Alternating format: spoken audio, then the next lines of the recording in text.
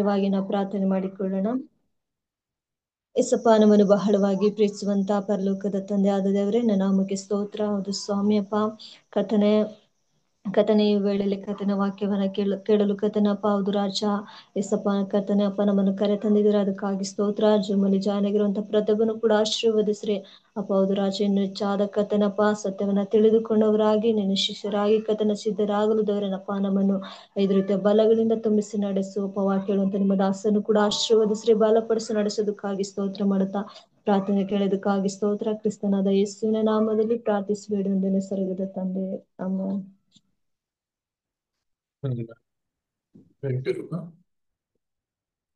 ದೇವರ ಪರಿಶುದ್ಧ ನಾಮಕ್ಕೆ ಸ್ತೋತ್ರವಾಗಲಿ.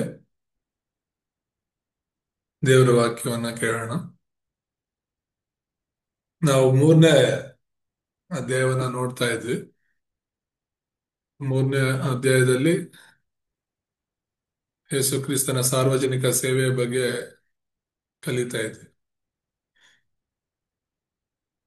ಅದರಲ್ಲಿ ಒಂದು 6 ಪಾಯಿಂಟ್ ಇದೆ. ಆ 6 ಪಾಯಿಂಟ್ ನಾವು 3 ಪಾಯಿಂಟ್ಗಳನ್ನ ಕಳೆದ ವಾರ ಹೇಳಿದ್ದೀವಿ.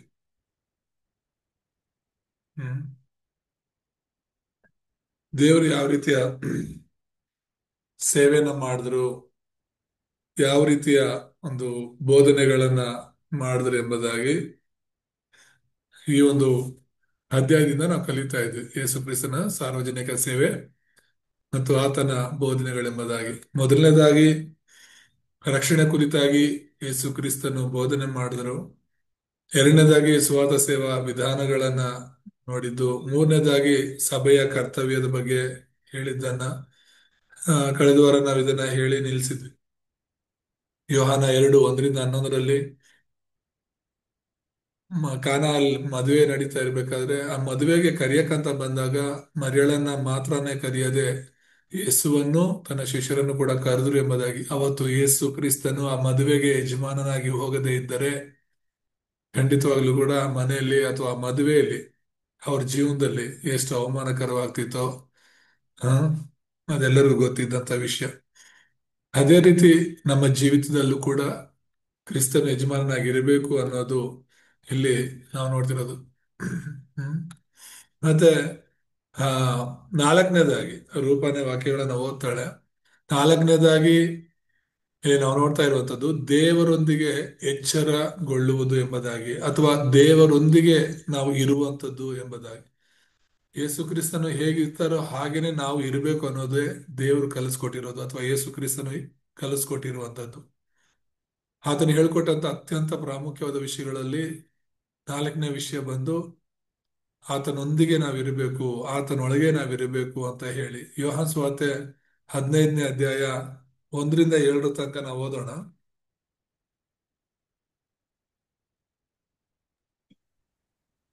ನಾನೇ ನಿಜವಾದ ದ್ರಾಕ್ಷಿ ಬಳ್ಳಿ, ನನ್ನ ತಂದೆ ತೋಟಗಾರನು. ನನ್ನಲ್ಲಿದ್ದು ಫಲ ಕೊಡದಿರುವ ಪ್ರತಿಯೊಂದು ಕೊಂಬೆಯನ್ನು ಆತನು ತೆಗೆದು ಹಾಕುತ್ತಾನೆ. ಫಲ ಕೊಡುವ ಪ್ರತಿಯೊಂದು ಕೊಂಬೆಯು ಹೆಚ್ಚು ಫಲ ಕೊಡುವ ಹಾಗೆ ಅದನ್ನು ಶುದ್ಧಿ ಮಾಡುತ್ತಾನೆ. ನಾನು ನಿಮಗೆ ಹೇಳಿದ ವಾಕ್ಯದ ದೆಸೆಯಿಂದ ಈಗ ಶುದ್ಧರಾಗಿದ್ದೀರಿ. ನೀವು ನನ್ನಲ್ಲಿ ನೆಲೆಗೊಂಡಿರ್ರಿ, ನಾನು ನಿಮ್ಮಲ್ಲಿ ನೆಲೆಗೊಂಡಿರುವೆನು. ಕೊಂಬೆಯು ಬಳ್ಳಿಯಲ್ಲಿ ನೆಲೆಗೊಂಡಿರದಿದ್ದರೆ ಹೇಗೆ ತನ್ನಷ್ಟಕ್ಕೆ ತಾನೇ ಫಲ ಕೊಡಲಾರದೋ, ಹಾಗೆಯೇ ನೀವು ನನ್ನಲ್ಲಿ ನೆಲೆಗೊಂಡಿರದಿದ್ದರೆ ಫಲ ಕೊಡಲಾರಿರಿ. ನಾನು ದ್ರಾಕ್ಷಿ ಬಳ್ಳಿ, ನೀವು ಕೊಂಬೆಗಳು. ಒಬ್ಬನು ನನ್ನಲ್ಲಿಯೂ ನಾನು ಅವನಲ್ಲಿ ನೆಲೆಗೊಂಡಿದ್ದರೆ ಅವನೇ ಬಹಳ ಫಲ ಕೊಡುವನು. ನೀವು ನನ್ನನ್ನು ಬಿಟ್ಟು ಏನೂ ಮಾಡಲಾರಿರಿ.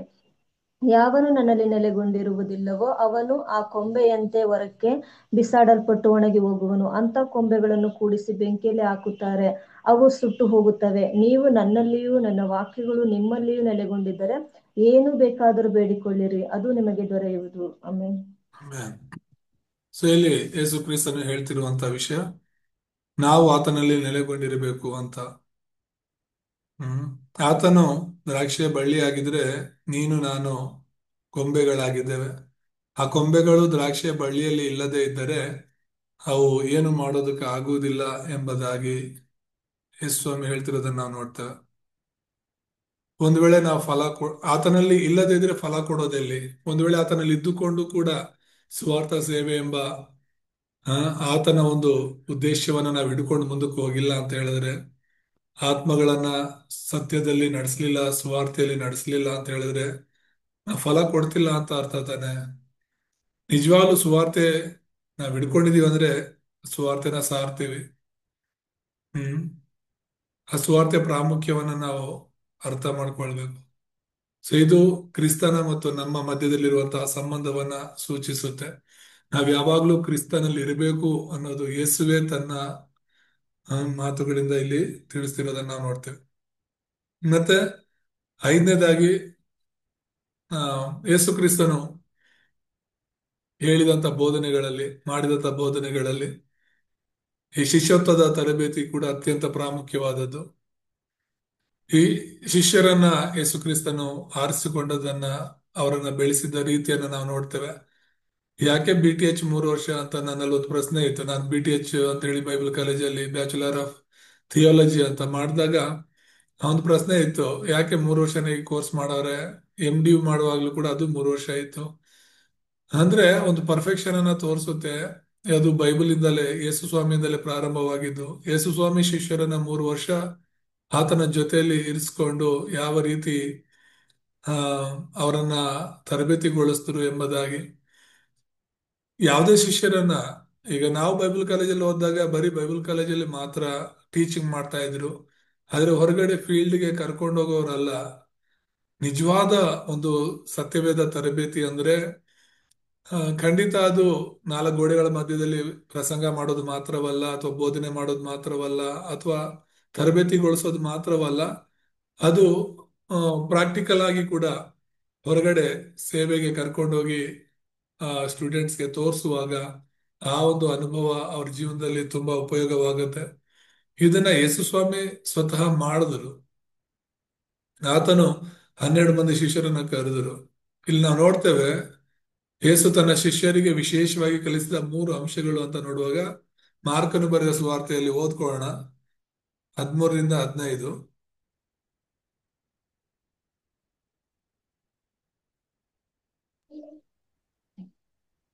ಆಮೇಲೆ ಯೇಸು ಬೆಟ್ಟವನ್ನು ಹತ್ತಿ ತನಗೆ ಬೇಕಾದವರನ್ನು ಹತ್ತಿರಕ್ಕೆ ಕರೆಯಲು ಅವರು ಆತನ ಬಳಿಗೆ ಬಂದರು. ಆತನು 12 ಮಂದಿಯನ್ನು ಆರಿಸಿ, ಅವರು ತನ್ನ ಸಂಗಡ ಇರಬೇಕೆಂತಲೂ ದೆವ್ವಗಳನ್ನು ಬಿಡಿಸುವ ಅಧಿಕಾರವುಳ್ಳವರಾಗಿ ಸುವಾರ್ತೆಯನ್ನು ಸಾರುವುದಕ್ಕೆ ತಾನು ಅವರನ್ನು ಕಳಿಸುವೆನೆಂತಲೂ ಆ 12 ಮಂದಿಯನ್ನು ಆರಿಸಿ ನೇಮಿಸಿದನು. ಆಮೇಲೆ ಸೊ ಇಲ್ಲಿ ಶಿಷ್ಯರನ್ನ ನಾವು ಆರಿಸ್ಕೊಳ್ಳೋದು ಕೂಡ ತುಂಬಾ ಮುಖ್ಯವಾಗಿದೆ. ಇಲ್ಲಿ 3 ವಿಷಯಗಳನ್ನ ನಾವು ನೋಡ್ತಾ ಇದ್ದೇವೆ. ಮೊದಲನೇದು, ಶಿಷ್ಯರು ಯಾಕೆ ದೇವರು ಆರಿಸ್ಕೊಂಡ್ರು ಅಂದ್ರೆ ಆತನ ಜೊತೆ ಇರೋದಕ್ಕೆ ಎಂಬುದಾಗಿ. ಶಿಷ್ಯರನ್ನವರು ಗುರುವಿನ ಜೊತೆ ಇರಬೇಕು ಅನ್ನೋದು ನೋಡ್ತಿದ್ದೀವಿ. ಜೊತೆ ಇದ್ರೇನೆ ತುಂಬಾ ವಿಷಯಗಳನ್ನ ನಾವು ಕಲೀಲಿಕ್ಕೆ ಆಗುತ್ತೆ ಅಂತ. ಎರಡನೇದಾಗಿ, ಅವನ ಸುವಾರ್ತೆ ಸಾರೋದಕ್ಕಾಗಿ ಕಳಿಸಿದ್ರು ಎಂಬುದಾಗಿ ನೋಡ್ತೇವೆ.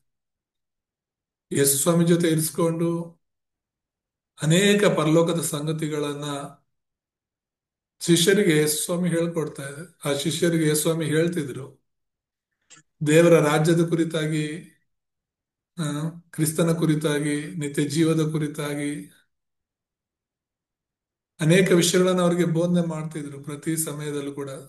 ಆ ಸಂದರ್ಭಕ್ಕೆ ತಕ್ಕಂತೆ ಅವರಿಗೆ ಸತ್ಯವನ್ನ ಅವರಿಗೆ ಬಿಡಿಸಿ ಬಿಡಿಸಿ ಹೇಳ್ತಾ ಇದ್ರು. ಅವ್ರ ಜೊತೆ ಇದ್ದಾಗೆಲ್ಲ ಸುವಾರ್ತೆನ ಅವ್ರಿಗೆ ಹೇಳ್ತಿದ್ರು, ಕಲ್ಸ್ಕೊಡ್ತಿದ್ರು, ತರಬೇತಿಗೊಳಿಸ್ತಿದ್ರು. ಅದಾದ್ಮೇಲೆ ಸುವಾರ್ತೆ ಸಾರೋದಕ್ಕಾಗಿ ಕಳಿಸ್ತಾ ಇದ್ರು. ಪ್ರತಿ ಸಲ ಯೇಸು ಸ್ವಾಮಿನೇ ಏನ್ ಜೊತೆಯಲ್ಲಿ ಇರ್ಲಿಲ್ಲ. ಯೇಸು ಸ್ವಾಮಿ ಇಲ್ಲದೆ ಇದ್ದಾಗಲೂ ಕೂಡ ಅವರನ್ನ ಸುವಾರ್ತೆ ಸೇವೆಗೆ ಕಳಿಸಿದ್ರು ಎಂಬುದಾಗಿ ನಾವು ನೋಡ್ತೇವೆ. ಇಬ್ಬಿಬ್ಬರನ್ನಾಗಿ ಮಾಡಿ ಸೇವೆಗೆ ಕಳಿಸಿದ್ರು. ಅದಾದ್ಮೇಲೆ ಅವ್ರಿಗೆ ಅಧಿಕಾರವನ್ನು ಕೂಡ ಕೊಟ್ರು. ಏನಕ್ಕೆ ಅಧಿಕಾರ ಅಂದ್ರೆ ದೆವ್ವಗಳನ್ನ ಬಿಡಿಸುವಂಥದ್ದು, ಸೈತಾನನ ಕಾರ್ಯಗಳನ್ನ ಮುರಿಯುವಂತಹ ಒಂದು ಅಧಿಕಾರವನ್ನು ಕೂಡ ಅವ್ರಿಗೆ ಕೊಟ್ರು ಎಂಬುದಾಗಿ ನೋಡ್ತಾರೆ. ಹ್ಮ್ ಯೇಸು ಸ್ವಾಮಿ ಮಾಡಿದಂತ ಮೊದಲನೇ ಕಾರ್ಯ ಇದು. 12 ಮಂದಿ, ತನಗ್ ಬೇಕಾಗಿರುವಂತ 12 ಮಂದಿನ ಆರಿಸ್ಕೊಂಡು ಅವ್ರಿಗೆ ಸುವಾರ್ತೆಯಲ್ಲಿ ತರಬೇತಿ ಕೊಟ್ಟು ಆ ಸುವಾರ್ತೆನ ಸಾರೋದಕ್ಕಾಗಿ ಕಳಿಸೋದ್ರ ಜೊತೆಗೆ ದೆವ್ವಗಳ ಮೇಲೆ ಅವ್ರಿಗೆ ಅಧಿಕಾರ ಕೊಟ್ಟ ಎಂಬುದಾಗಿ ನೋಡ್ತಾರೆ. ಹ್ಮ್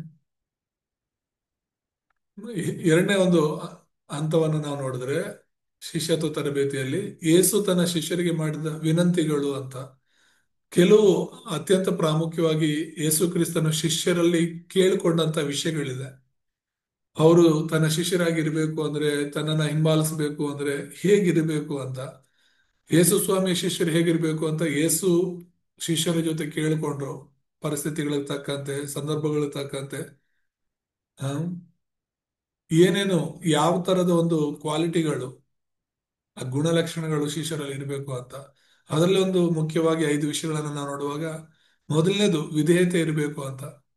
ವಿಧೇಯತೆ ಇಲ್ಲದೆ ಅವನು ಶಿಷ್ಯನಾಗೋದಕ್ಕೆ ಸಾಧ್ಯನೇ ಇಲ್ಲ. ಮತ್ತಾಯ 9ನೇ ಅಧ್ಯಾಯ 9ನೇ ವಚನವನ್ನು ಓದೋಣ.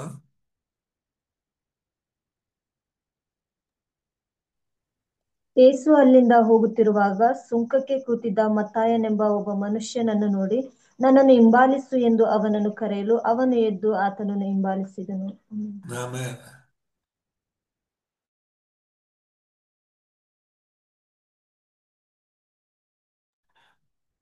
ಇಲ್ಲಿ ನಾವು ನೋಡ್ತಿರುವಂತದ್ದು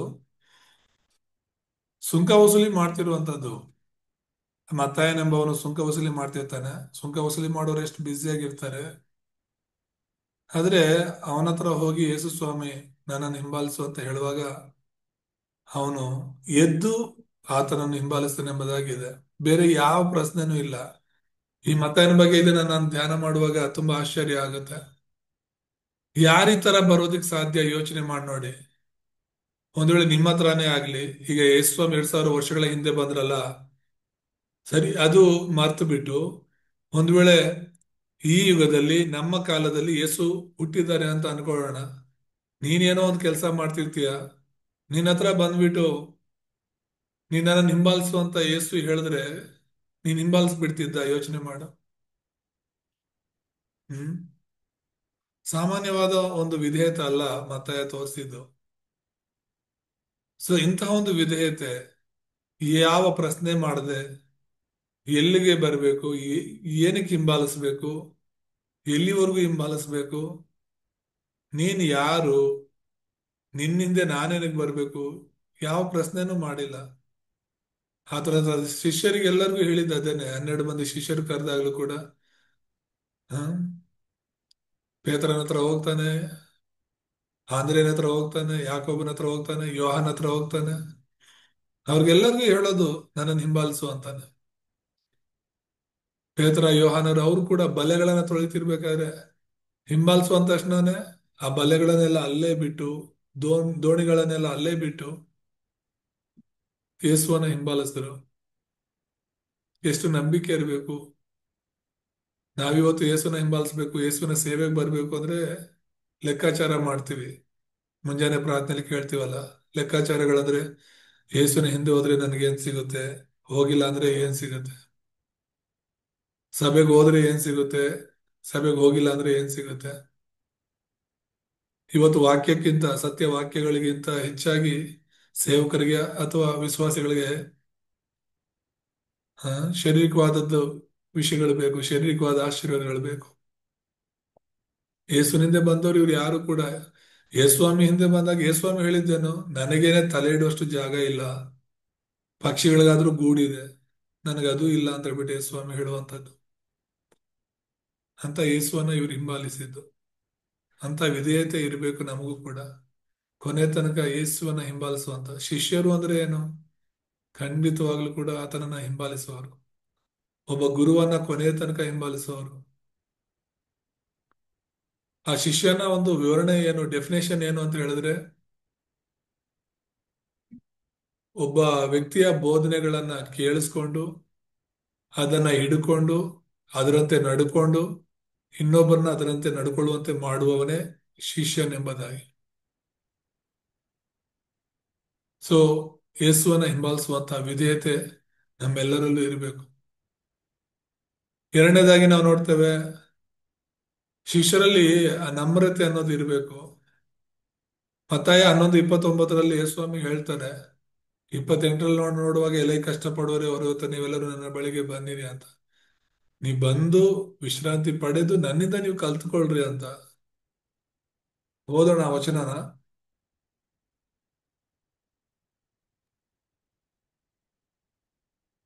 ನಾನು ಸಾತ್ವಿಕನು ದೀನ ಮನಸ್ಸುಳ್ಳವನು ಆಗಿರುವುದರಿಂದ ನನ್ನ ನೊಗವನ್ನು ನಿಮ್ಮ ಮೇಲೆ ತೆಗೆದುಕೊಂಡು ನನ್ನಲ್ಲಿ ಕಲಿತುಕೊಳ್ಳಿರಿ.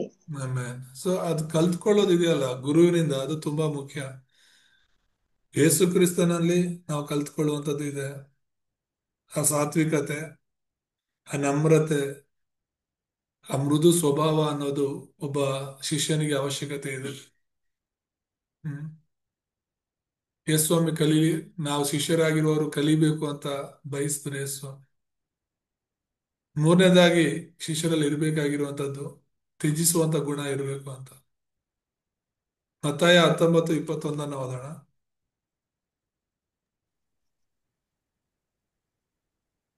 ಯೇಸು ಅವನಿಗೆ, ನೀನು ಸಂಪೂರ್ಣನಾಗಬೇಕೆಂದಿದ್ದರೆ ಹೋಗಿ ನಿನ್ನ ಆಸ್ತಿಯನ್ನು ಮಾರಿ ಬಡವರಿಗೆ ಕೊಡು, ಪರಲೋಕದಲ್ಲಿ ನಿನಗೆ ಸಂಪತ್ತಿರುವುದು, ನೀನು ಬಂದು ನನ್ನನ್ನು ಹಿಂಬಾಲಿಸು ಎಂದು ಹೇಳಿದನು. ಆಮೇಲೆ ಎಲಿಶಾ ನೆನಪಾಗ್ತಾನೆ ವಚನ ಓದುವಾಗ. ಎಲಿಶನನ್ನ ಕರೆದಾಗ ಎಲಿಯನೇನು ಹೇಳೋದಿಲ್ಲ, ಸುಮ್ಮನೆ ನನ್ನ ಹಿಂಬಾಲಿಸ್ಬೇಕು ಅಂತ ಹೇಳುವಾಗ ಅವನು ಸ್ವಲ್ಪ ಸಮಯ ಕೊಟ್ರೆ ಸಾಕು, ನಾನು ಬಂದು ಹಿಂಬಾಲಿಸ್ತೀನಿ ಅಂತ ಹೇಳ್ಬಿಟ್ಟು ಮನೆಗೆ ಹೋಗ್ಬಿಟ್ಟು ಅವನು 12 ಜೋಡಿ ಎತ್ತುಗಳಿಂದ ವ್ಯವಸಾಯ ಮಾಡ್ತಾ ಇದ್ದ. 12 ಜೋಡಿ ಎತ್ತುಗಳನ್ನು ಕೂಡ ಅವನು ಕಡಿದು ನೊಗಗಳನ್ನೆಲ್ಲ, ಆ ನೇಗಿಲುಗಳನ್ನೆಲ್ಲ ಮುರಿದಾಕಿ ಅದರಿಂದಾನೇ ಸೌದೆ ಮಾಡಿ ಆಹಾರ ತಯಾರು ಮಾಡಿ ಮನೆಯವ್ರಿಗೆ ಊರವ್ರಿಗೆಲ್ಲ ಕೊಟ್ಬಿಟ್ಟು ವಾಪಸ್ ಬರ್ತಾನೆ, ಎಲಿಯನನ್ನ ಹಿಂಬಾಲಿಸ್ತಾನೆ. ಯಾಕಂದ್ರೆ ಅದಿದ್ರೆ ಮತ್ತೆ ನಾನು ವಾಪಸ್ ಹೋಗ್ಲಿಕ್ಕೆ ಒಂದು ಅವಕಾಶ ಇರುತ್ತೆ, ಆ ಆಲೋಚನೆ ಬರುತ್ತೆ. ಪೇತ್ರ ಯಾವ ರೀತಿ ಅವನು ಬಿಟ್ಟು ಬಂದಂತಹ ದೋಣಿಯನ್ನ, ಅವನು ಬಿಟ್ಟು ಬಂದಂತಹ ಆ ಬಲೆಯನ್ನ ಹುಡುಕೊಂಡು ಮತ್ತೆ ವಾಪಸ್ ಹೋದ್ನ. ಯೇಸು ಸ್ವಾಮಿ ಸತ್ತು ಸಮಾಧಿಯಲ್ಲಿದ್ದಾರೆ, ಇನ್ನಷ್ಟೇ ನಮ್ ನಿರೀಕ್ಷೆ ಹೋಯ್ತು. ಏನೋ ಒಂದ್ 3 ವರ್ಷ 3.5 ವರ್ಷ ಏಸು ಏಸು ಅನ್ಕೊಂಡು ಯೇಸುವಿನಿಂದ ಇದ್ವಿ, ಆದ್ರೆ ಆತನ ಸತ್ತು ಸಮಾಧಿ ಸೇರ್ಕೊಂಡ. ಇನ್ನಷ್ಟೇ ನಮ್ ಜೀವನ, ಮತ್ತೆ ನಾವು ನಮ್ಮ ಜೀವನ ಕಟ್ಕೊಳ್ಳೋದಕ್ಕೆ, ಬದುಕು ಕಟ್ಕೊಳ್ಳೋದಕ್ಕೆ ಹಳೆ ದಾರಿಗೆ ಹೋಗ್ಲೇಬೇಕು ಅಂತ ಬಿಟ್ಟು ಅವ್ನು ಮತ್ತೆ ಮೀನ್ ಹಿಡಿಯಕ್ ಹೋಗ್ತಾನೆ.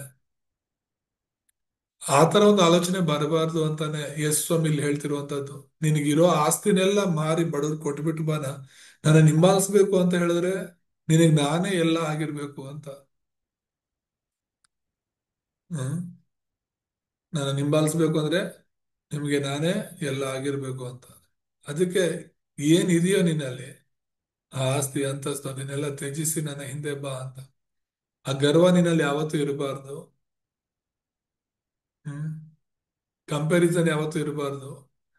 ಯೇಸುಗಿಂತ ಆಸ್ತಿನೇ ಮುಖ್ಯ ಅಂತ ಹೇಳ್ಬಿಟ್ಟು ಇರಬಾರ್ದು. 22ರಲ್ಲಿ ನಾವು ನೋಡ್ತೀವಿ, ಆ ಯೌವನಸ್ಥನು ಬಹಳ ಆಸ್ತಿ ಉಳ್ಳವನಾಗಿದ್ದರಿಂದ ಈ ಮಾತನ್ನು ಕೇಳಿ ದುಃಖದಿಂದ ಹೊರಟು ಹೋದನಂತ. ಹಿಂಬಾಲಿಸಕ್ ಆಗ್ಲಿಲ್ಲ ಅವನಿಗೆ. ಅದಕ್ಕೆ ಯೇಸ್ವಾಮಿ ಹೇಳುವಂತದ್ದೇನು, 23ರಲ್ಲಿ ನಾವು ನೋಡ್ತೀವಿ, ಐಶ್ವರ್ಯವಂತನು ಪರಲೋಕ ರಾಜ್ಯದಲ್ಲಿ ಸೇರುವುದು ಕಷ್ಟ ಎಂಬುದಾಗಿ. ದುಡಿರೋರೆಲ್ಲ ಯೇಸುನ ನಂಬೋದು ಕಷ್ಟ. ಯಾಕಂದ್ರೆ ಅವ್ರು ಅನ್ಕೊಳ್ಳೋದು ನಾವು ಆಲ್ರೆಡಿ ಸಕ್ಸಸ್ ಆಗ್ಬಿಟ್ಟಿದೀವಿ, ನಮ್ಮ ಹತ್ರ ಬೇಕಾದಷ್ಟು ಹಣ ಇದೆ, ಆಸ್ತಿ ಇದೆ, ಇನ್ನೇನಕ್ಕೆ ಯೇಸುನ ನಂಬಬೇಕು, ಯೇಸು ನಂಬೋರು ಬಡವರು ಅಂತ ಹೇಳಿ. ತುಂಬಾ ಜನರ ಆಲೋಚನೆ ಇರೋದು ಯೇಸುನ ನಂಬೋರು ಬಡವರು, ಯೇಸು ನಂಬೇಕಾಗಿರೋರು ಏನು ಇಲ್ದೇ ಇರೋರು ಅಲ್ಲ. ಅದಕ್ಕೋಸ್ಕರನೇ ಅವ್ರಿಗೆ ಅರ್ಥ ಆಗ್ಲಿ ಅಂತಾನೆ ಆತ್ಮದಲ್ಲಿ ಬಡವರಾಗಿರೋ ಧನ್ಯರು ಅಂತ ಹೇಳ್ಬಿಟ್ಟು ಯೇಸು ಸ್ವಾಮಿ ಹೇಳಿದ್ರು. ಶಾರೀರಿಕವಾಗಿ ಬಡವರಾಗಿರೋರಲ್ಲ. ಸೊ ಇಲ್ಲಿ ನಾವು ನೋಡ್ತಿರುವಂತದ್ದು ಅರ್ಥ ಅರ್ಥ ಮಾಡ್ಕೋಬೇಕು ನಾವು. ಎಷ್ಟೋ ಸಲ ಅನ್ಕೊಳ್ತೀವಿ ಏನೋ, ಒಂದ್ ವೇಳೆ ನಮ್ಮ ಹತ್ರ ಆಸ್ತಿ ಇಲ್ಲ, ಅಂತಸ್ತಿಲ್ಲ, ಎಲ್ಲರಂತೆ ನಾವಿಲ್ಲ ಅಂತ ಹೇಳ್ಬಿಟ್ಟು. ಅದೆಲ್ಲ ಇಲ್ದಿರೋದಕ್ಕೆ ಒಂದ್ ವೇಳೆ ದೇವ್ರ ಕೃಪೆಯಿಂದ ನಾವು ಯೇಸುವನ್ನ ಅಂಗೀಕರಿಸ್ಕೊಂಡಿದೀವಿ, ಈ ರಕ್ಷಣೆ ಮಾರ್ಗದಲ್ಲಿ ಇದೀವಿ. ಬೇಕಾದಷ್ಟು ಆಸ್ತಿ ಇದ್ದಿದ್ರೆ, ಯೇಸುನ ನಂಬಕ್ ಮುಂಚೆನೆ ನಮ್ಮ ಹತ್ರ ಬೇಕಾದಷ್ಟು ಆಸ್ತಿ ಇದ್ದಿದ್ರೆ, ಆ ಐಶ್ವರ್ಯವಂತರ ಯಾರೆಷ್ಟೇ ಸಲ ಬಂದು ಸುವಾರ್ತೆ ಹೇಳಿದ್ರು ಗೊತ್ತಿಲ್ಲ ಹೇಗಿರ್ತಿತ್ತು ನಮ್ಮ ಜೀವನಗಳು ಅಂತ ಹೇಳಿ. ಅದಕ್ಕೆ ಎಲ್ಲಾ ವಿಷಯದಲ್ಲೂ ನಾವು ದೇವ್ರಿಗೆ ಸ್ತೋತ್ರ ಮಾಡಬೇಕು. ಇವತ್ತು ಹೇಗಿದೀವೋ, ಇವಾಗ ಯಾವ ಸ್ಥಾನದಲ್ಲಿ ಸ್ಥಿತಿಯಲ್ಲಿ ಇದೀವೋ, ದೇವ್ರಿಗೆ ಸ್ತೋತ್ರ. 4ನೇದಾಗಿ ಯೇಸ್ವಾಮಿ ಬಯಸಿದ್ದು ಮಾರ್ಕ 8:38 ಓದೋಣ.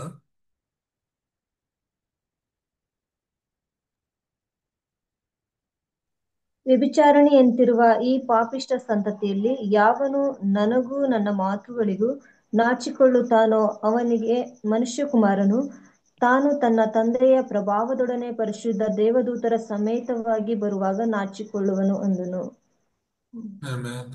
ಸೊ ಇಲ್ಲಿ ಯೇಸ್ವಾಮಿ ಹೇಳ್ತಿರುವಂತದ್ದು ಅದೊಂಥರ ಗದರಿಸಿ ಹೇಳ್ತಿರುವಂತದ್ದು. ವ್ಯಭಿಚಾರಣೆ ಅಂತಿರುವ ಈ ಪಾಪಿಷ್ಟ ಸಂತತಿಯಲ್ಲಿ ಯಾವನು ನನಗೂ ನನ್ನ ಮಾತುಗಳಿಗೂ ನಾಚಿಕೊಳ್ಳುತ್ತಾನೋ ಅವನಿಗೆ ಮನುಷ್ಯ ಕುಮಾರನು ತಾನು ತನ್ನ ತಂದೆಯ ಪ್ರಭಾವದೊಡನೆ ಪರಿಶುದ್ಧ ದೂತರೊಡನೆ ದೇವದೂತರೊಡನೆ ಬರುವಾಗ ಖಂಡಿತವಾಗ್ಲೂ ಕೂಡ ಅಂಥವ್ರನ್ನ ನೋಡಿ ನಾನು ನಾಚಿಕೊಳ್ತೇನೆ ಅಂತ ಹೇಳ್ತಿದ್ದಾನೆ. ಯೇಸುವನ್ನ ನೀವು ಕೂಡ ನೋಡಿರ್ಬೋದು ಅನೇಕ ಜನರನ್ನ, ಸಭೆಗೆ ಬರೋರ್ನೋ ಅಥವಾ ಸಭೆಗೆ ಬರ್ದೆ ಬಿಟ್ಟಿರೋರ್ನೋ ನೀವು ನೋಡುವಾಗ ನಾನು ಯೇಸುವಿನವನು ಅಂತ ಹೇಳ್ಕೊಳಕ್ ನಾಚಿಕೆ ಪಡ್ತಾರೆ. ನಾನ್ ಸಭೆಗೆ ಹೋಗಿದ್ದೆ ಅನ್ನೋದಕ್ಕೆ ನಾಚಿಕೆ ಪಡ್ತಾರೆ. ಈಗ ಊರಿಂದ ಅವ್ರು ಚರ್ಚ್ಗೆ ಹೋಗ್ತಾ ಇದ್ರು, ಯಾರಾದ್ರೂ ಕೇಳಿದ್ರೆ ಎಲ್ಗ್ ಹೋಗ್ತಿದ್ಯಾ ಅಂತ ಹೇಳಿದ್ರೆ ಎಲ್ಲೋ ಟೌನ್ಗೆ ಹೋಗ್ತಿದ್ದೀನಿ ಅಂತಾರೆ ವಿನ ಚರ್ಚ್ಗೆ ಹೋಗ್ತಿದ್ದೀನಿ ಅಂತ ಹೇಳಲ್ಲ. ಅಥವಾ ಚರ್ಚಿಂದ ಬರ್ತಿದ್ರು ಎಲ್ಲಿ ಹೋಗಿದ್ದೆ ಅಂತ ಹೇಳಿದ್ರೆ ಬೇರೆದೇ ಉತ್ತರ ಕೊಡ್ತಾರೆ ವಿನ ನಾವು ಪ್ರೇಯರ್ಗೆ ಹೋಗಿದ್ದೆ, ಚರ್ಚ್ಗೆ ಹೋಗಿದ್ದೆ ಇವತ್ತು ಭಾನುವಾರ ಅಂತ ಹೇಳಲ್ಲ. ಯಾಕಂದ್ರೆ ನಾಚಿಕೆ ಅವ್ರಿಗೆ. ಚರ್ಚ್ಗೆ ಹೋಗಿದ್ದೀನಿ ಅನ್ಕೊಳಕ್ಕೂ ನಾಚಿಕೆ, ಯೇಸು ನಂಬಿದೀನಿ ಅನ್ನೋದಕ್ಕೂ ನಾಚಿಕೆ. ಅದಕ್ಕೆ ಮನುಷ್ಯರ ಮುಂದೆ ನೀನು ನಾನು ಯೇಸುವಿನವನಂತ ಒಪ್ಕೊಳ್ಳಲ್ಲ ಅಂದ್ರೆ ಯೇಸು ಕೂಡ ತಂದೆ ಮುಂದೆ ನೀನು ನನ್ನವನಂತ ಒಪ್ಕೊಳ್ಳಲ್ಲ ಅಂತ ಹೇಳ್ತಾರೆ. ಹಾಗಾಗಿ ಯೇಸುವಿನ ಶಿಷ್ಯರಾಗಿರುವವರು ನಾವು ನಾಚಿಕೆ ಪಡಬಾರದು. ನಾವು ಯೇಸುವಿನವರು ಅಂತ ಹೇಳ್ಕೊಳ್ಳೋದಕ್ಕೆ ನಾಚಿಕೆ ಪಡಬಾರದು, ಹೆಮ್ಮೆ ಪಡಬೇಕು. ನಾವು ಯೇಸುವಿನ ಶಿಷ್ಯರು ಅನ್ನುವಂತ ಹೆಮ್ಮೆ ನಮಗಿರ್ಬೇಕು. ಭೂಲೋಕದವರೆಲ್ಲರೂ ಕೂಡ ನಮ್ಮನ್ನ ಕೀಳಾಗಿ ನೋಡಿದ್ರು ಪರವಾಗಿಲ್ಲ, ಒಂದು ದಿನ ಬರುತ್ತೆ ಯೇಸು ತಂದೆಯ ಪ್ರಭಾವದೊಡನೆ ಮಹಿಮೆಯೊಡನೆ ಮತ್ತೆ ಬರ್ತಾರೆ. ಆತನ ಮೊದಲು ಬಂದಿದ್ರಲ್ಲ ಮನುಷ್ಯನ ಅವತಾರ, ಆ ಅವತಾರ ಅಲ್ಲ, ರಾಜಾದಿ ರಾಜನಾಗಿ ದೇವಾದಿ ದೇವನಾಗಿ ಎರಡನೇ ನ್ಯಾಯ ತೀರ್ಪಿನ ಒಂದು ನ್ಯಾಯಾಧಿಪತಿಯಾಗಿ ಬರ್ತಾ ಇದ್ದಾನೆ. ಆಗ ಎಲ್ಲರೂ ಅವ್ರ ಮುಂದೆ ತಲೆ ಬಾಗ್ಲೇಬೇಕಾಗತ್ತೆ. ಎಲ್ಲರಿಗೂ ಯೇಸುಗೆ ಲೆಕ್ಕ ಕೊಡ್ಬೇಕಾಗತ್ತೆ ಅವ್ರ ಜೀವಿತಗಳಲ್ಲಿ. ಹ ನೀನು ಸುವಾರ್ತೆ ಗೊತ್ತಿದ್ದು ನಾಚ್ಕೊಂಡ್ರೆ ಹೇಗೆ? ಸತ್ಯ ಗೊತ್ತಿದ್ದು ನೀನ್ ನಾಚ್ಕೊಂಡ್ರೆ ಹೇಗೆ? ಹಾಗಾಗಿ ಯೇಸುವಿನ ಶಿಷ್ಯರಾಗಿರುವಂತ ನಾವು ಎಲ್ಲ ನಾಚಿಕೆಯನ್ನ ಬಿಟ್ಟು ಕೀಳರಿಮೆಯನ್ನ ಬಿಟ್ಟು ಹೆಮ್ಮೆಯಿಂದ ಯೇಸುವಿನ ಮಕ್ಕಳಾಗಿ ಯೇಸುವಿನ ಶಿಷ್ಯರಾಗಿ ಜೀವಿಸೋಣ. ಇದು ಯೇಸು ನಮ್ಮಲ್ಲಿ ಕೇಳಿಕೊಂಡಿರುವಂತ. ಐದನೇದಾಗಿ ಆತನ ಶಿಷ್ಯರಿಗೆ ವಿನಂತಿ ಮಾಡ್ಕೊಂಡಿರುವಂತದ್ದು ಲೂಕ 9:23.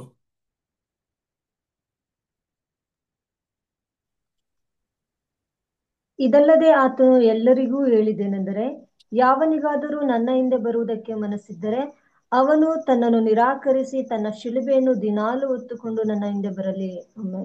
ಆಮೇಲೆ ಇಲ್ಲಿ ಹೇಳ್ತಿರೋಂಥದ್ದು ಯಾವನಿಗಾದರೂ ನನ್ನ ಹಿಂದೆ ಬರೋದಕ್ಕೆ ಮನಸ್ಸಿದ್ರೆ ಅವನು ತನ್ನನ್ನು ನಿರಾಕರಿಸಬೇಕು ಅಂತ ಹೇಳ್ತಿರೋದು. ಅವನು ನಿರಾಕರಿಸಬೇಕು, ಯೇಸುವನ್ನ ಎತ್ಕೋಬೇಕು, ಯೇಸುವನ್ನ ಹಿಡ್ಕೋಬೇಕು, ಯೇಸುವನ್ನ ಪ್ರಪಂಚಕ್ಕೆ ತೋರಿಸುವನಾಗಿರ್ಬೇಕು. ಸಿಲುಬೆಯನ್ನ ಎತ್ಕೊಂಡು ಬರೋದು ಅಂತ ಹೇಳಿದ್ರೆ ಯೇಸುವಿನ ಸುವಾರ್ತೆಯನ್ನ ಹಿಡ್ಕೋಬೇಕು. ಯೇಸುವೆ ನಮಗೆ ಮುಖ್ಯ ಆಗ್ಬೇಕು. ನಾನಲ್ಲ ಇನ್ಮೇಲೆ, ನನ್ನನ್ನ ಸಿಲುಬೆಗೆ ಹಾಕೊಂಡಿದ್ದೀನಿ, ಇನ್ಮೇಲೆ ಬದುಕೋನು ಕ್ರಿಸ್ತನೇ ಅಂತ ಪೌಲನ್ ಹೇಳಿದ ಹಾಗೆ ಯೇಸುವಾಮಿಲಿ ಹೇಳ್ತಿರೋದು ನಮ್ಮನ್ನ ನಾವು ನಿರಾಕರಿಸ್ಬೇಕು. ನಮ್ಮನ್ನ ನಾವು ಆ ಸಿಲುಬೆಗೆ ಹಾಕಿ ಯೇಸುವನ್ನ ಹಿಡ್ಕೋಬೇಕು. ನಾವು ನಿಜವಾಗ್ಲೂ ನಾವು ಯೇಸುವನ್ನ ಹಿಂಬಾಲಿಸ್ತಿದ್ದೀವಿ ಅಂದ್ರೆ ನಾನು ಅನ್ನೋದು ಬದುಕಿರಬಾರದು. ನನಗಾಗಿ, ನನ್ನ ಹೆಸರಿಗೆ ಆಗಿ, ನನ್ನ ಕುಟುಂಬಕ್ಕಾಗಿ ಅಲ್ಲ. ಅದೆಲ್ಲ ಆದಿಕಾಂಡ 3:6-11. ನಾನು, ನನಗಾಗಿ, ನನ್ನ ಯಶಸ್ಸು, ಇದೆಲ್ಲ ಸೈತಾನಿಂದ ಬರುವಂತದ್ದು. ಇನ್ನು ಮೇಲೆ ನಾವು ಕ್ರಿಸ್ತನಿಗಾಗಿ ಏನ್ ಮಾಡಿದ್ರು ಕ್ರಿಸ್ತನಿಗಾಗಿ, ದೇವರ ರಾಜ್ಯಕ್ಕಾಗಿ, ನೀತಿಗಾಗಿ. ನಾನು ನನಗಾಗಿ ಬದುಕೋದಾದ್ರೆ ಅದು ನನಗೋಸ್ಕರ ಯೋಚನೆ ಮಾಡ್ತೇನೆ. ನಾನು ಕ್ರಿಸ್ತನಿಗೋಸ್ಕರ ಬದುಕೋದಾದ್ರೆ ನನ್ನನ್ನು ನಾನು ನಿರಾಕರಿಸಿ ಕ್ರಿಸ್ತನಿಗಾಗಿ ಬದುಕಬೇಕು. ಆಗ ಕ್ರಿಸ್ತನ ಬಗ್ಗೆನೇ ಯೋಚನೆ ಮಾಡ್ತೀನಿ, ನಾನು ಏನ್ ಮಾಡ್ಬೇಕು ಕ್ರಿಸ್ತನಿಗಾಗಿ. ಸೊ ಇವೆಲ್ಲವೂ ಕೂಡ ಯೇಸು ಕ್ರಿಸ್ತನ ಹೇಳ್ಕೊಟ್ಟಿರುವಂತದ್ದು. ಶಿಷ್ಯತ್ವ ತರಬೇತಿಯಲ್ಲಿ ಆತನ ಕರೆದಾಗ 3 ವಿಷಯಗಳು: ಆತನ ಜೊತೆ ಇರಬೇಕು, ಸುವಾರ್ತೆ ಸಾರಬೇಕು, ಮತ್ತೆ ದೆವ್ವಗಳನ್ನು ಬಿಡಿಸ್ಬೇಕು ಅನ್ನೋದು ಒಂದಾದ್ರೆ, ಎರಡನೇದಾಗಿ ಏನೆಲ್ಲ ನಾವು ಬಿಡಬೇಕು, ಏನೆಲ್ಲ ನಾವು ಹಿಡ್ಕೋಬೇಕು ಅನ್ನೋದನ್ನ ಶಿಷ್ಯರಿಗೆ ಹೇಳ್ಕೊಟ್ರು. ನಾವು ಕೂಡ ಅನೇಕ ಶಿಷ್ಯರನ್ನ ತರಬೇತಿಗೊಳಿಸ್ತಾ ಇರ್ತೀವಿ, ಅನೇಕ ಶಿಷ್ಯರನ್ನ ಬೆಳೆಸ್ತಾ ಇರ್ತೀವಿ. ಆ ಶಿಷ್ಯರು ಕೂಡ ನಾವು ಈ ವಿಷಯಗಳೆಲ್ಲ ಕೂಡ ಹೇಳ್ಕೊಡೋದು ತುಂಬಾ ಮುಖ್ಯವಾಗಿದೆ. ಇಲ್ಲಿರುವಂತವ್ರು ನೀವೆಲ್ಲರೂ ಈಗ ಯೇಸುವಿನ ಶಿಷ್ಯರಾಗಿರೋದ್ರಿಂದ ಇವುಗಳಲ್ಲಿ ನಾವು ಯೋಚನೆ ಮಾಡ್ಬೇಕು. ಏನಿದೆ, ಏನಿಲ್ಲ, ಏನನ್ನ ಹಿಡ್ಕೊಂಡಿದೀನಿ, ಏನನ್ನ ಬಿಟ್ಟಿದ್ದೀನಿ, ಯಾವ್ದನ್ನ ಆಕ್ಚುಲಿ ದೇವ್ರು ಬಿಡಕ್ ಹೇಳ್ತವ್ರೆ, ಯಾವ್ದನ್ನ ಹಿಡ್ಕೊಳಕ್ ಹೇಳ್ತಿದ್ದಾರೆ ಅನ್ನೋದನ್ನ ನಾವು ಯೋಚಿಸಿ ಅದನ್ನ ನಾವು ಹಿಡ್ಕೊಂಡ್ರೆ ಖಂಡಿತ ದೇವರ ಶಿಷ್ಯರಾಗಿ ನಿಲ್ತೇವೆ. ಕೊನೆಯದಾಗಿ ಆರನೇ ವಿಷಯ ನಾವು ನೋಡುವಾಗ ಸುವಾರ್ಥ ಸೇವಕನ ಜೀವನವನ್ನ ನಾವು ನೋಡ್ತೇವೆ. ಯೇಸು ಕ್ರಿಸ್ತನ ಸುವಾರ್ಥ ಸೇವಕನ ಒಂದು ಜೀವಿತವನ್ನ ಕುರಿತು ಮಾತನಾಡಿದ್ದಾರೆ. ಆ ಸುವಾರ್ಥ ಸೇವಕನ ಜೀವಿತದ ಕುರಿತು ಬೋಧಿಸಿದ್ದಾರೆ. ಆ ಸುವಾರ್ಥ ಸೇವಕ ಯಾರು? ವಾಕ್ಯವನ್ನ ಅನುಸರಿಸುವವರಾಗಿರ್ಬೇಕು ಅಂತ. ನಿಜವಾಗ್ಲೂ ನಾವು ಶಿಷ್ಯರಾಗಿ ಸುವಾರ್ತೆಗಾಗಿ ನಮಗೆ ನಾವು ಸಮರ್ಪಣೆ ಮಾಡ್ಕೊಂಡಿದೀವಿ ಅಂತ ಹೇಳಿದ್ರೆ, ನಮ್ಮ ಸುವಾರ್ಥ ಸೇವಕನ ಮೊದಲ ಒಂದು ಆದ್ಯತೆ ಏನಾಗಿರ್ಬೇಕು ಅವನ ಜೀವನದಲ್ಲಿ ಅಂದ್ರೆ ದೇವರ ವಾಕ್ಯವನ್ನ ಕೇಳೋದು, ದೇವರ ವಾಕ್ಯವನ್ನ ಅನುಸರಿಸೋದು, ದೇವರ ವಾಕ್ಯಕ್ಕೆ ವಿಧೇಯರಾಗೋದು ಅಂತ ಹೇಳಿ. ಯಾಕಂದ್ರೆ ಆ ವಾಕ್ಯ ತುಂಬಾ ಶ್ರೇಷ್ಠವಾದದ್ದು, ಆ ವಾಕ್ಯ ಶಾಶ್ವತವಾದದ್ದು. ಮನುಷ್ಯರ ಮಾತಲ್ಲ, ದೇವರ ಮಾತದು ಯಾವತ್ತಿಗೂ ಕೂಡ ಶಾಶ್ವತವಾಗಿರುವಂತದ್ದು. ಯೆಶಾಯ 48ನೇ ವಚನವನ್ನು ಓದೋಣ.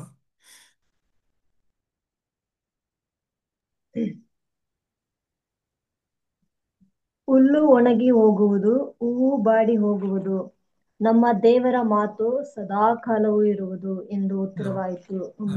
ಸೊ ಇಲ್ಲಿ ನಾವೆಲ್ಲರೂ ಕೂಡ ಆ ಸದಾಕಾಲ ಇರುವಂತಹ ದೇವರ ಮಾತನ್ನ ಹಿಡ್ಕೊಳ್ಬೇಕು. ಆಗ ಮಾತ್ರನೇ ಸ್ವಾರ್ಥ ಸೇವಕರಾಗಿ ನಮ್ಮ ಜೀವನ ಪೂರ್ತಿ ನಾವು ದೇವರ ಸ್ವಾರ್ಥ ಸೇವಕರಾಗಿದ್ದೇವೆ. ಯಾಕಂದ್ರೆ ಆ ವಾಕ್ಯ ಶಾಶ್ವತವಾಗಿದೆ. ಹ ಮತ್ತಾಯ 5:17-18 ಕೂಡ ಸ್ಪಷ್ಟವಾಗಿ ಹೇಳುತ್ತೆ.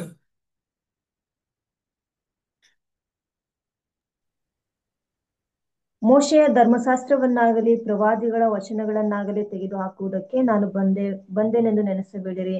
ತೆಗೆದು ಹಾಕುವುದಕ್ಕೆ ಬಂದಿಲ್ಲ, ನೆರವೇರಿಸುವುದಕ್ಕೆ ಬಂದಿದ್ದೇನೆ. ನಿಮಗೆ ಸತ್ಯವಾಗಿ ಹೇಳುತ್ತೇನೆ, ಆಕಾಶವು ಭೂಮಿಯು ಅಳಿದು ಹೋಗುವ ತನಕ ಧರ್ಮಶಾಸ್ತ್ರವನ್ನೆಲ್ಲ ನೆರವೇರಿದ ಹೊರತು ಅದರೊಳಗಿಂದ ಒಂದು ಸೊನ್ನೆಯಾದರೂ ಒಂದು ಗುಡುಸಾದರೂ ಅಳಿದು ಹೋಗಲಾರದು. ಸೊ ಈ ದೇವರ ವಾಕ್ಯ ಸತ್ಯವೇದ, ಅದು ಶಾಶ್ವತವಾದದ್ದು. ಹಾಗಾಗಿ ಯೇಸು ಸ್ವಾಮಿ ಹೇಳ್ತಿರುವಂತದ್ದು, ಇದು ಯಾವುದನ್ನು ಕೂಡ ನಾನು ತೆಗೆದುಹಾಕಕ್ಕಲ್ಲ, ನೆರವೇರ್ಸಕ್ ಬಂದಿರೋದು. ಯೇಸು ಬೈಬಲ್ ಅಲ್ಲಿ ಇರೋದನ್ನೆಲ್ಲ ನೆರವೇರ್ಸಕ್ ಬಂದಿರೋದ್ರಿಂದಲೇ ಆ ನಮ್ಮನ್ನು ಕೂಡ ಆತನು ಹೇಳ್ತಿರುವಂತದ್ದು,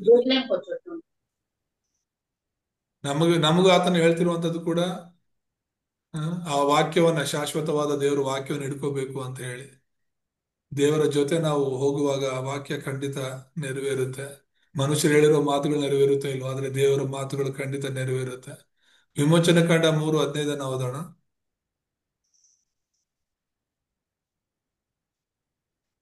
ದೇವರು ಮೋಶೆಗೆ ಮತ್ತು ಹೇಳಿದ್ದೇನೆಂದರೆ, ನೀನು ಇಸ್ರಾಯೇಲರಿಗೆ ನಿಮ್ಮ ಪಿತೃಗಳಾದ ಅಬ್ರಹಾಮ, ಇಸಾಕ, ಯಾಕೋಬರ ದೇವರಾಗಿರುವ ಯೆಹೋವನು ನನ್ನನ್ನು ನಿಮ್ಮ ಬಳಿಗೆ ಕಳುಹಿಸಿದ್ದಾನೆ ಎಂದು ಹೇಳಬೇಕು. ಇದು ಸದಾಕಾಲಕ್ಕೂ ನನ್ನ ಹೆಸರು, ಇದು ತಲತಲಾಂತರಕ್ಕೂ ನನ್ನನ್ನು ಸ್ಮರಿಸಬೇಕಾದ ನಾಮ. ಈ ವಿಷಯಗಳನ್ನೆಲ್ಲ ಒಬ್ಬ ಸ್ವಾತ ಸೇವಕನಾಗಿ ನಾನು ನೀನು ಹಿಡ್ಕೋಬೇಕು. ದೇವರ ಹೆಸರನ್ನ ಹಿಡ್ಕೋಬೇಕು, ದೇವರು ಕೊಟ್ಟಂತ ವಾಕ್ಯವನ್ನ ಹಿಡ್ಕೋಬೇಕು. ಹಾಗೆ ಯೋಹಾನ ಸುವಾರ್ತೆ 1:8 ಓದೋಣ.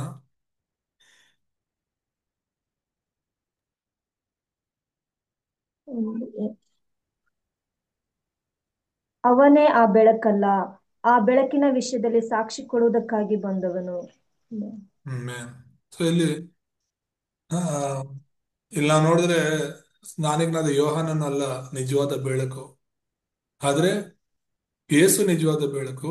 ಆ ಯೇಸುವಿನ ಕುರಿತಾಗಿ ಸಾಕ್ಷಿ ಕೊಡೋದಕ್ಕಾಗಿ ಸ್ನಾನಿಕನಾದ ಯೋಹಾನ ಬಂದಿರೋದು. ನೀನು ನಾನು ಅಲ್ಲ, ಮನುಷ್ಯರು ಯಾರು ನಿಜವಾದ ಬೆಳಕಲ್ಲ ಈ ಲೋಕದಲ್ಲಿ. ಸುವಾರ್ಥ ಸೇವಕರು ನಿಜವಾದ ಬೆಳಕಲ್ಲ, ಆದ್ರೆ ಯೇಸು ಕ್ರಿಸ್ತನಲ್ಲಿರುವವರು ನಾವು ಲೋಕಕ್ಕೆ ಬೆಳಕಾಗಿದ್ದೀವಿ ಅಂತ ಯೇಸು ಹೇಳಿರೋದು. ಯಾಕಂದ್ರೆ ಆ ಸುವಾರ್ತೆ ಬೆಳಕು, ಸತ್ಯ ಅನ್ನೋದೇ ಬೆಳಕು. ಆ ಸತ್ಯವನ್ನ ಸಾರುವಂತ ಸುವಾರ್ಥ ಸೇವಕನ ಜೀವನ ಖಂಡಿತವಾಗ್ಲೂ ಕೂಡ ಅದು ಬೆಳಕಿನಿಂದ ಕೂಡಿರುತ್ತೆ ಅಂತ ದೇವ್ರು ಹೇಳ್ತಾರೆ. ಯೋಹಾನ ಸುವಾರ್ತೆ 14:21 ಕೊನೆಯದಾಗಿ ಓದ್ಕೊಂಡು ನಾವು ಪ್ರಾರ್ಥನೆ ಮಾಡ್ಕೊಳ್ಳೋಣ. ನನ್ನ ಆಜ್ಞೆಗಳನ್ನು ಹೊಂದಿ ಅವುಗಳನ್ನು ಕೈಗೊಂಡು ನಡೆಯುವವನೇ ನನ್ನನ್ನು ಪ್ರೀತಿಸುವವನು. ನನ್ನನ್ನು ಪ್ರೀತಿಸುವವನು ತನ್ನ ತಂದೆಗೆ ಪ್ರಿಯನಾಗಿರುವನು. ನಾನು ಅವನನ್ನು ಪ್ರೀತಿಸಿ ಅವನಿಗೆ ಕಾಣಿಸಿಕೊಳ್ಳುವೆನು ಎಂದು ಹೇಳಿದನು. ಸೊ ಇಲ್ಲಿ ಯೇಸು ಸ್ವಾಮಿ ಹೇಳ್ತಿರುವಂತದ್ದು, ನಿಜವಾಗ್ಲೂ ನಾವು ಯೇಸುವಿನ ಶಿಷ್ಯರಾಗಿರೋದಾದ್ರೆ, ಸ್ವಾರ್ಥ ಸೇವಕರಾಗಿರೋದಾದ್ರೆ, ನಾವು ಮೊದಲು ಮಾಡ್ಬೇಕಾಗಿರೋ ಕೆಲಸ ದೇವರ ಆಜ್ಞೆಗಳನ್ನ ಹೊಂದಿ ಅವುಗಳನ್ನ ಕೈಗೊಂಡು ನಡೆಯೋದು.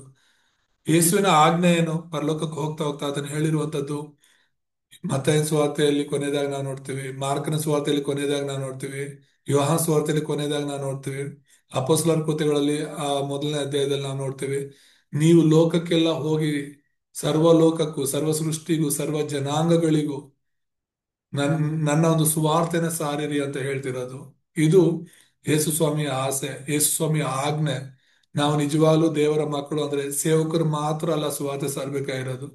ಯೇಸುವನ್ನ ನಂಬಿರುವಂತ ಪ್ರತಿಯೊಬ್ಬರು, ಯೇಸುವೇ ಸತ್ಯ ದೇವರು ಅಂತ ಆ ರಕ್ಷಣೆಯ ಮಾರ್ಗವನ್ನು ತಿಳಿದಿರುವಂತ ಪ್ರತಿಯೊಬ್ಬರು ಕೂಡ ಸುವಾರ್ತೆ ಸಾರುವ ಹಂಗಿನಲ್ಲಿ ಇದ್ದೇವೆ.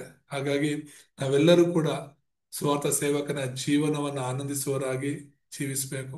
ಸಮಸ್ಯೆಗಳು ಕಷ್ಟಗಳು ಎಷ್ಟೇ ಬರಲಿ, ದೇವರು ನಮ್ಮ ಜೊತೆ ಇದ್ದಾರೆ, ದೇವರು ನಮ್ಮ ನಡೆಸ್ತಿದ್ದಾರೆ ಅನ್ನೋದನ್ನ ಮರಿಬಾರ್ದು. ಇನ್ನೊಂದು 3 ವಿಷಯಗಳಿದೆ, ಅದು 4, 5, ಇನ್ನೊಂದು 4 ವಿಷಯಗಳು, ಅದು ಮುಂದಿನ ವಾರದಲ್ಲಿ ನಾವು ನೋಡೋಣ. ಸಮಯ ಆಯ್ತು, ಪ್ರಾರ್ಥನೆ ಮಾಡ್ಕೊಳ್ಳೋಣ.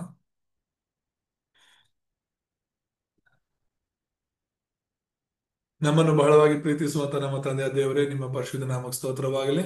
ಈ ಒಂದು ಸಂಜೆ ವೇಳೆಯಲ್ಲಿ ಕರ್ತನೆ ನಿಮ್ಮ ಪಾದದಲ್ಲಿ ನಾವು ಬಂದು, ಹೌದು ಸ್ವಾಮಿ, ನಿಮ್ಮ ಒಂದು ಸಾರ್ವಜನಿಕ ಸೇವೆಯಲ್ಲಿ ಕರ್ತನೆ ನೀವು ಬೋಧಿಸಿದಂತ ಬೋಧನೆಗಳನ್ನ ಕೇಳುವಂತೆ, ಅವುಗಳನ್ನ ಅರ್ಥ ಮಾಡ್ಕೊಳ್ಳದೆ ಕೃಪೆ ತೋರಿಸ್ತೀವಿ. ಕೈ ಸ್ತೋತ್ರ.